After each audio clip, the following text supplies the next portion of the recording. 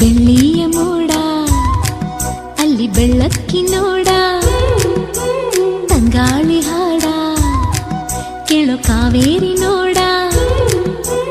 ಮೂಡಣ ಮನೆಯಿಂದ ಬಾನಂಚಿನವರೆಗೂ ಹಸುರಿನ ಸೀರೆಯಲಿ ಬಂಗಾರದ